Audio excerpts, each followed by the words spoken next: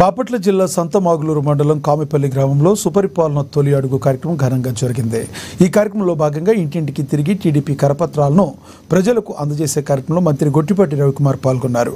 40 లక్షలతో నిర్మించిన సీసీ రోడ్డును ప్రారంభించి ఆ తర్వాత జలజీవన మిషన్ కింద ఇంటింటికి కుళాయి ఏర్పాటు పనులను ప్రారంభించారు. ప్రజలకు ఏ కష్టం రాకుండా రాష్ట్ర ముఖ్యమంత్రి చంద్రబాబు అహర్నిశలు ఎంతో శ్రమిస్తున్నారన్నారు. త్వరలోనే రైతు భరోసా చెల్లిస్తామని చెప్పారు.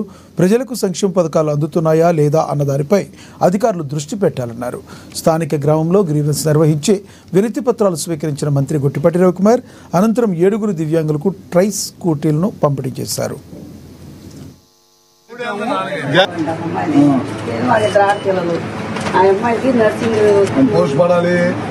అందరూ గవర్నమెంట్ లో రావమ్మా, ఎక్కడో తోట చేస్తా ఉంటే వచ్చినప్పుడు ఒకప్పుడు డౌన్ అవుతా ఉంది. మీకు ఏదైనా ఆపరేషన్ ఉంటే 50%